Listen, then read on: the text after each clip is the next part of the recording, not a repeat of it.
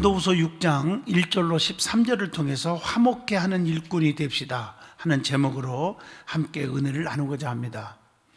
성경에 보면 이 화목이라는 단어가 너무 귀하게 쓰여지고 있습니다. 가정생활, 직장생활, 사회생활, 모든 교회생활, 이 화목이라는 단어가 가장 귀합니다. 이 화목이라는 단어만 유지가 된다면, 그 단어대로 산다면 행복이라는 단어가 저절로 나오게 되어 있습니다. 그래서 우리 예수님께서 요한복음 13장 34절에 내가 새 계명을 너희에게 주노니 서로 사랑하라 라고 예수님께서 말씀하시고 계십니다. 이 말씀은 화목한 사람이 되라는 뜻입니다. 교회 안에서 하나 되지 못하고 분쟁이 일어나고 서로 헐뜯고 싸우면 아무것도 이룰 수가 없어요. 이런 분들이 밖에 나가면 더 싸우는 것을 보게 됩니다. 그래서 교회에는 세 가지 신자가 있다고 말하잖아요. 말만 앞서는, 말로만 하고 열매가 없는 말꾼 신자, 무슨 일이든지 구경만 하고 잘 되는가 보자 하고 구경하는 구경꾼 신자가 있어요. 이런 자들은 절대로 교회에서 열매가 없고 하나님의 은총이 수습되는 것입니다. 열심히 일만 하는 신자가 있어요. 그 일꾼 신자라고 합니다. 성도는 하나님의 일꾼입니다. 일꾼은 주인이 시키는 대로만 하는 게 일꾼이에요. 종의 자세를 가지고 사는 거죠. 그렇기 때문에 영광은 주인 앞에 돌리는 것처럼 하나님께 영광을 돌려야만 하는 것입니다. 내가 아무리 큰 일을 했어도, 주님을 위해서 헌신했어도, 몸 바치고 물질 바치고 여러분들이 시간을 바치고 정성을 쏟고 헌신을 했더라도 자랑해서는 안 됩니다. 그리고 알아달라고 하면서 알아주지 않을 때 원망하고 불평하면 안 됩니다. 잘못된 신앙관입니다. 주인 되신 하나님께만 영광을 돌리면 됩니다. 그러면 그 하나님의 반드시 히브리서 11장 6절 말씀처럼 상 주시고 시편 138편 8절처럼 반드시 보상해 주시리라. 하나님은 반드시 심는 대로 거두게 하시고 수고한 대로 먹게 하시고 행한 대로 갚게 하시는 하나님, 구한 대로 얻게 하시고 믿음 있는 만큼 믿음대로 되게 하시는 하나님입니다. 이게 성경의 기본 원리입니다. 그렇기 때문에 우리는 열심히 일만 하면 돼요. 어떠한 자존심도 고난도 참고 견디어야 합니다. 하나님이 나와 함께 하심으로 담대함과 긍지를 갖고 일만 하면 됩니다. 이것이 화목케 하는 일꾼이 되는 것입니다. 오늘 사도 바울을 통해서 주시는 말씀을 통해서 화목케 하는 일꾼이 됩시다 하는 제목으로 저도 여러분도 함께 은혜를 나누고자 합니다. 그러면 화목케 하는 일꾼은 어떤 사람인지를 오늘 본문을 통해서 세 가지로 말씀을 드리고자 합니다. 첫째는 하나님과 함께 일하는 자임을 알아야 합니다. 오늘 본문 1절을 보면 우리가 하나님과 함께 일하는 자로서 너희를 권하노니 하나님의 은혜를 헛되이 받지 말자, 이렇게 말하고 있습니다. 하나님 일꾼이 누구입니까? 고린도전서 3장 9절 보면 우리는 하나님의 동역자들이요, 이렇게 말했어요. 하나님의 동역자예요.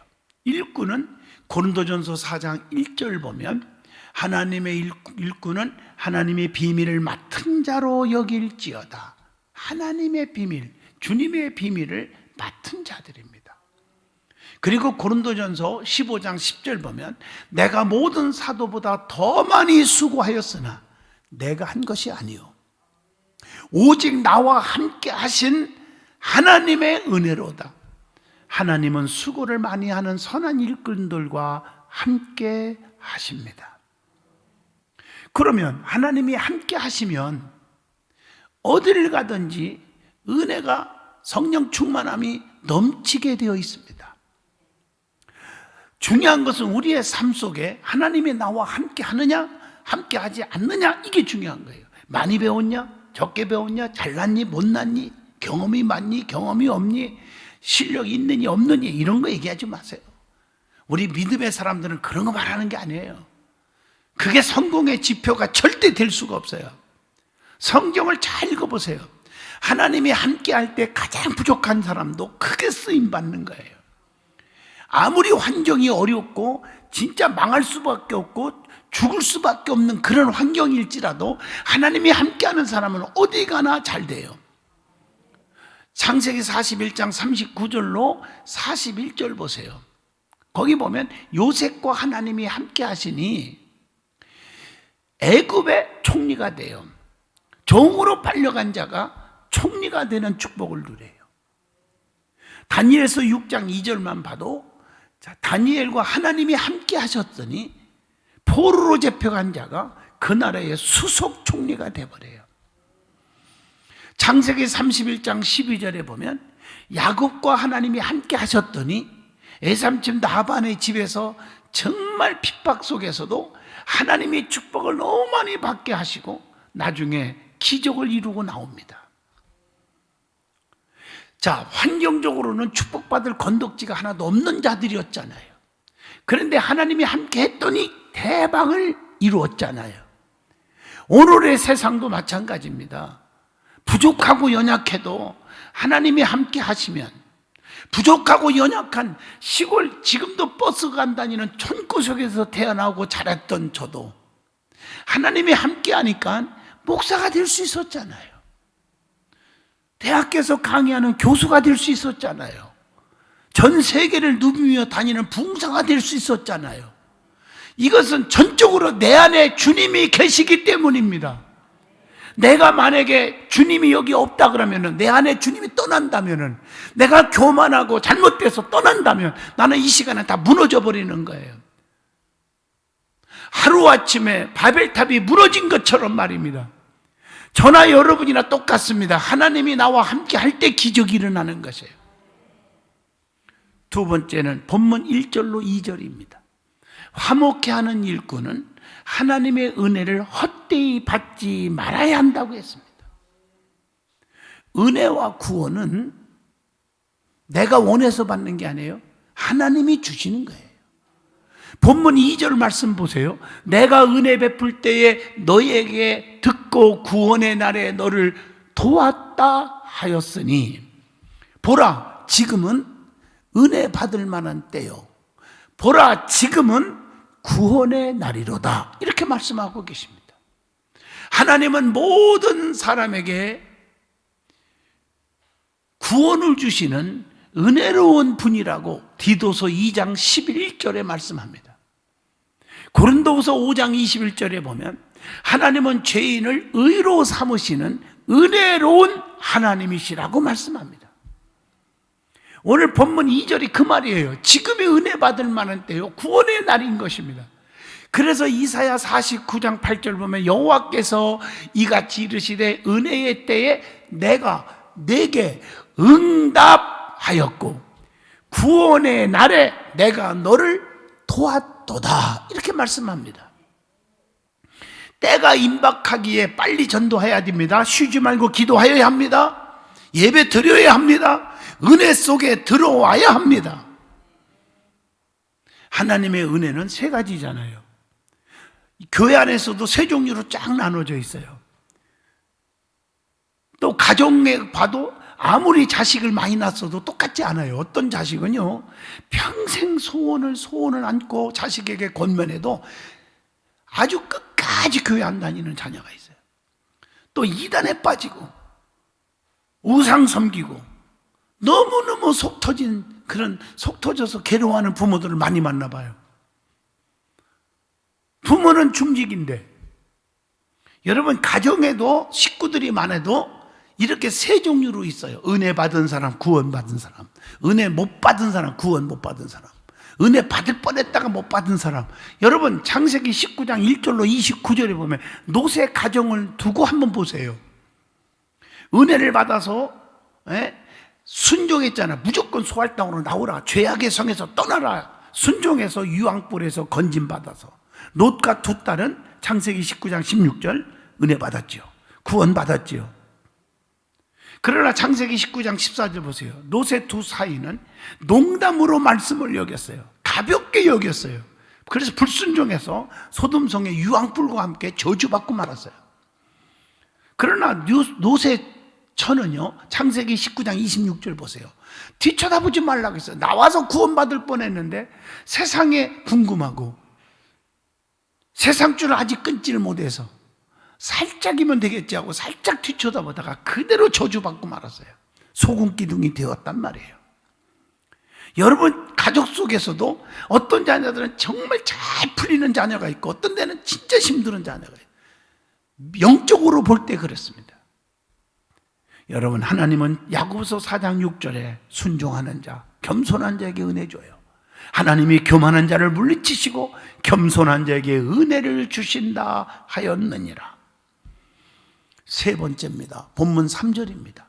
하나님께로부터 받은 직책을 감당함에 있어서 어느 누구에게든지 회방받지 않게 하고 꺼리 끼지 않게 해야 한다고 했습니다.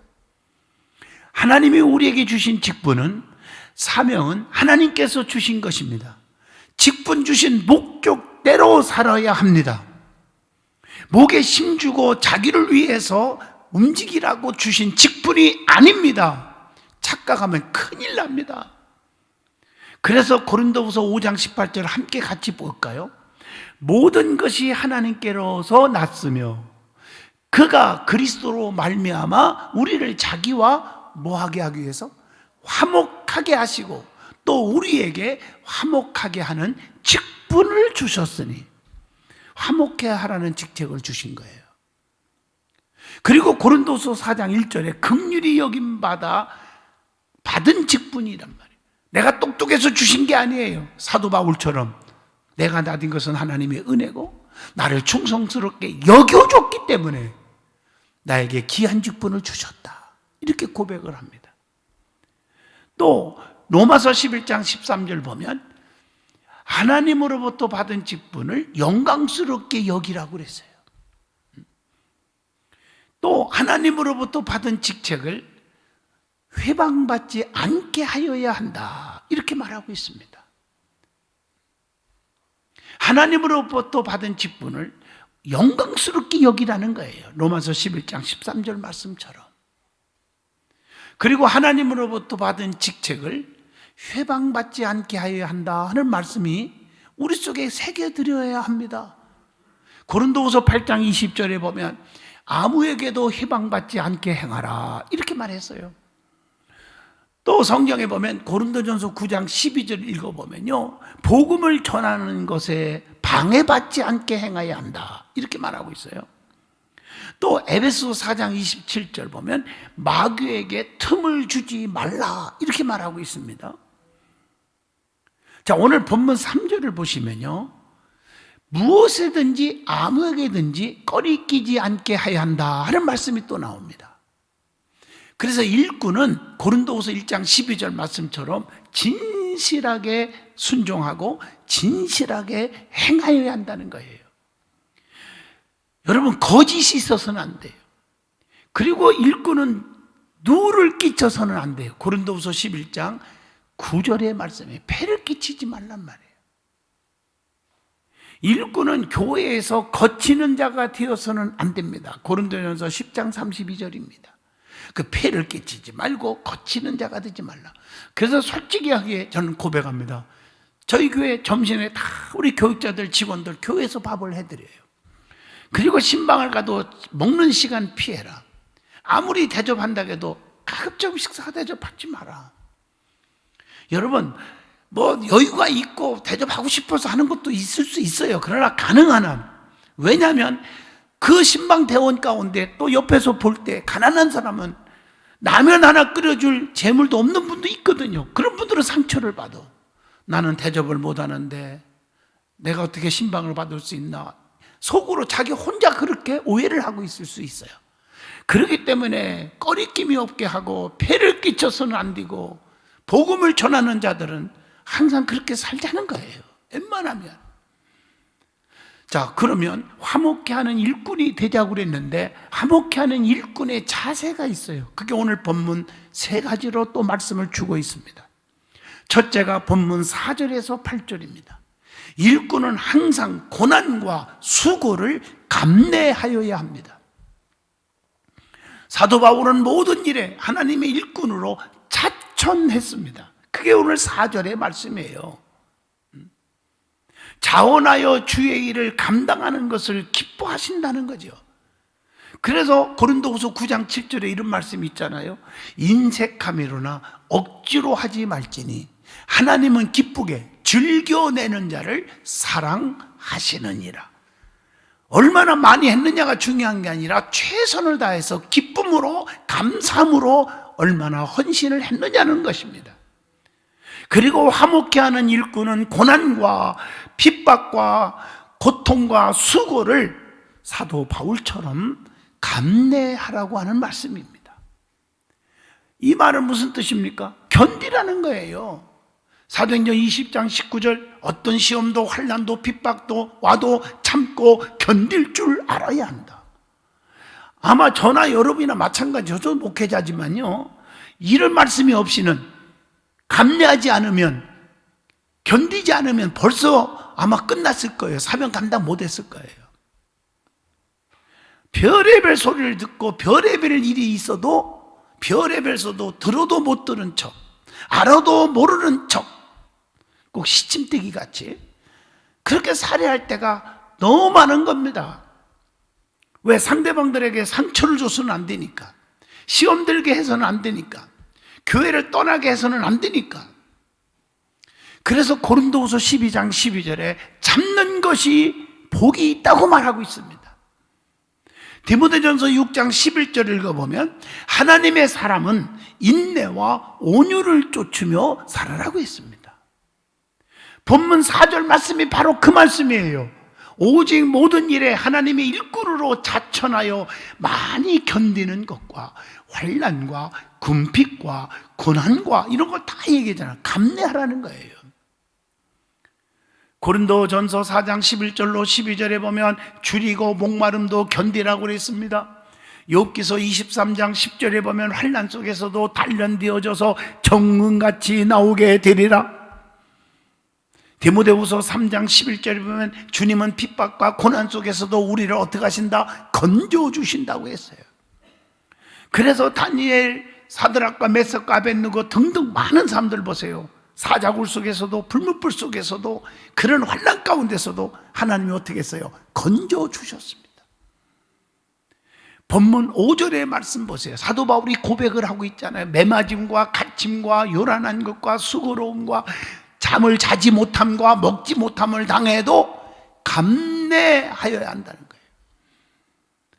그래서 우리 믿음의 사람들은 고린도후서 11장 23절처럼 고난 속에서도 계속적으로 복음을 전하는 전도인이 되라는 거예요. 그게 일꾼이라는 거예요.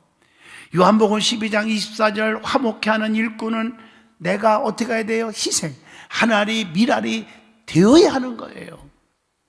화목케 하는 일꾼은 경건한 생활로 또 전도를 하래요. 본문 6절이 그거예요. 깨끗함과 지식과 오래 참음과 자비함과 성령의 감화와 거짓이 없는 사랑과 이렇게 말했잖아요. 일꾼은 아첨이나 탐심의 말을 또 쓰지 말아야 한다. 디모데전서 2장 5절의 말씀입니다. 또 성령의 나타나심을 힘입어서 일을 하라. 고린도전서 2장 4절. 내 힘으로는 안 되거든요. 성령이 도와주셔야 됩니다. 진리의 말씀과 하나님의 능력 안에 있어서 의의 병기로 일하는 일꾼이 되어야 한다는 것이 오늘 본문 7절의 말씀이죠. 말씀과 하나님의 능력이, 그것이 없이는 화목의 일꾼이 될 수가 없어요. 성령 충만한 사람이 겸손해집니다. 성령 충만한 사람이 온유, 자비, 양선, 오래 참음 이런 열매들을 맺기 때문에 열매를 맺을 수가 있는 거예요. 하나님은 공의로운 분이기 때문에 의의 병기를 가지고 진실하게 일하라는 것입니다. 다 주님이 판단하시고 주님이 다 알아서 하신다는 거예요. 사람들이 몰라줘도 주님은 알아준다는 거예요. 화목의 일꾼은 영광과 욕됨이 있음을 분명히 알고 살으라는 것이 본문 8절의 말씀이잖아요. 사도 바울은 고린도전서 4장 13절에 비방과 멸시를 많이 당했다고 말하고 있어요.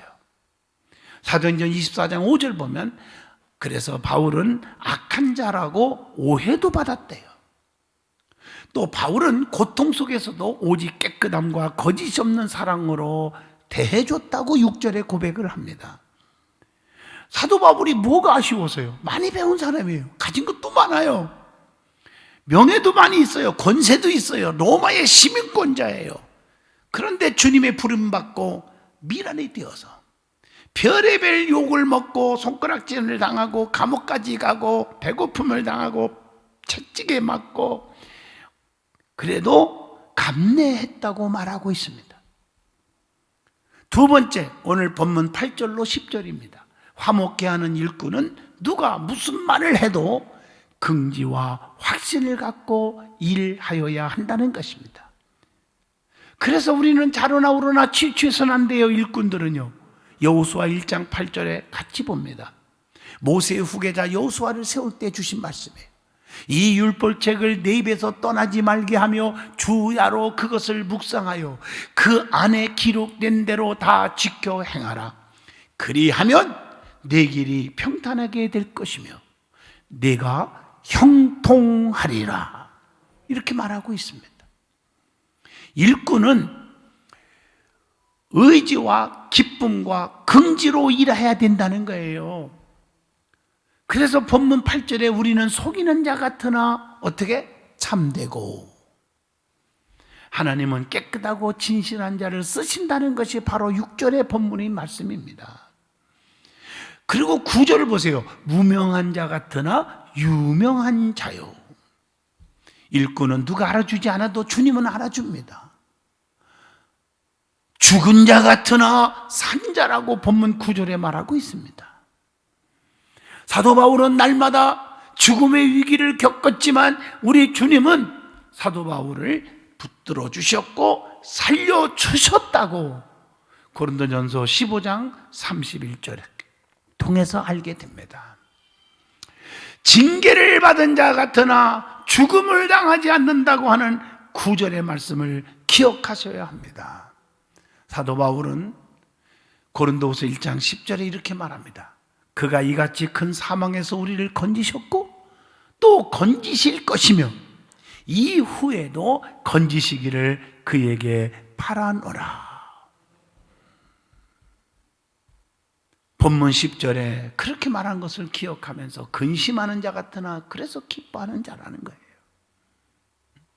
그리스도의 복음의 전파로 인해서 바울은 너무 기뻐했다고 빌립보 1장 18절을 통해서 주십니다. 그래서 본문 10절처럼 항상 기뻐하는 생활을 하는 것입니다. 가난한 자 같으나 많은 사람을 부유케 해야 하고 아무것도 없는 자 같으나 모든 것을 가진 자라고 하는 오늘 10절에 가슴에 새기시기를 바랍니다. 성도는 예수님 소유한 것이 가장 최고의 큰 축복 중의 축복임을 고린도후서 4장 7절에 말합니다. 내 안에 예수만 있으면은 우리는 부유한 자입니다. 참된 부유는 영적인 부유라는 거 고린도후서 8장 9절입니다. 예수가 없으니까 문제가 생겨요. 내 안에 예수로 꽉 채우시기를 축복합니다. 마지막 세 번째입니다. 화목해 하는 일꾼은 넓은 마음을 가져야 합니다. 이게 본문 11절로 13절입니다. 사도 바울은 교회에 대해서 넓은 마음을 가졌어요. 본문 11절. 교회 안에서 옹졸한 사람들이 불평이 많고 남의 약점만 켜려고 그러는 거예요. 넓은 마음을 가지라고요. 가정에서도 부모가 자녀들에서 넓은 마음을 가지고 품어야 자식들이 잘 되는 거예요. 사도 바울은 성도들을 늘 마음에 두며 함께 죽고 함께 살고자 했다. 고린도후서 7장 3절에 저는 이 말씀을요 목회 시작하면서 가슴에 새기고 목회했어요. 그래서 항상 어디 가나 맛있는 거 있으면 우리 성도들이 있었으면 좋겠는데, 얼마 전에도 우리 사모와 같이 우리 연수원에 배추 무 심은 게요 막 이만해졌어요. 그래서 막 속이 차라고 묶어놓고 무를 뽑았더니 무가 이만한데 얼마나 꿀맛인지 그걸 가지고 겉절이를 만들고 무김치를 만들었는데 얼마나 맛있는지. 그래서 이거 심은 사람들 같이 도운 사람들 왔으면 좋겠다. 우리 둘이 그러고 먹었다니까. 다 먹었지만 말이에요. 그래서 함께 같이. 미국에 갔던 어떤 목사님은요, 너무너무 은혜를 잊지 못하는 성도들이 있어서 한 20, 30명 같이 은퇴 후에도 자기들이 집을 같이 짓고 함께 살고 함께 여행 다니고 그러고 싶다고 준비하는 분도 있더라고요. 저는 온 성도들과 함께 살고 싶은 거예요. 함께. 죽는 날은 다르겠지만, 예, 가급적이면 제가 제일 늦게 가고 싶은 마음인데 어떻든 간에 함께 하고 싶다. 이 고린도후서 7장 3절이 가슴에 팍 새겨져요. 한번 읽어볼까요? 내가 이전에 말하였거니와 이전에 말하였거니와 너희가 우리 마음에 있어 함께 죽고 함께 살게 하고자 함이라. 바울의 고백이에요. 고린도후서 2장 4절, 바울은 넘치는 사랑으로 모든 사람을 대했다. 그렇게 나오는 것입니다. 바울은 사랑하는 자녀처럼 또 대하기도 했어. 고린도전서 4장 14절에 바울은 목회자로서 최선을 다했기에 성도들에게 보답하는 마음으로 마음을 넓히라고 본문 13절에 말씀하고 있는 것입니다. 보답은 좋은 것을 함께 나누는 거예요. 갈라디아서 6장 6절입니다.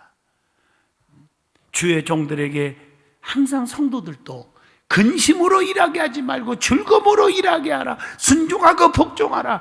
근심으로 일하게 하면 너희에게 유익이 없다고 히브리서 13장 17절에 그렇게 말하고 있지 않습니까? 그래서 수고하는 모든 자, 즉 지도자들에게도 순종하고 따르는 것, 고린도전서 16장 16절에 권면을 하고 있습니다. 주의 종이 영적으로 성도를 사랑하고 권면하는데 짝사랑이 되지 않게 해야 되지 않겠습니까? 서로 사랑하라고 했잖아요. 결론적으로 말합니다. 주님이 제일 원하는 것은 화목입니다. 트러블 메이커가 아니라 피스 메이커가 되는 거예요. 여러분 때문에 교회가 평안이 와야 돼요. 그래서 시편 122편 6절에요. 예루살렘을 향하여 평안을 구하라. 예루살렘을 사랑하는 자에게 형통하리로다. 형통의 축복을 누리시기를 축복합니다. 기도합니다. 거룩하신 하나님, 화목케 하는 일꾼이 되게 하여 주시옵소서. 저들이 가슴속에 절대 지우지 않도록 화목이라는 단어를 새기고 살게 하여 주옵소서. 그러려면 내가 먼저 죽어야 되고 내가 먼저 헌신이 있어야 된다. 내가 먼저 겸손해야 된다는 것을 깨닫게 하옵소서. 예수 이름으로 기도합니다. 아멘.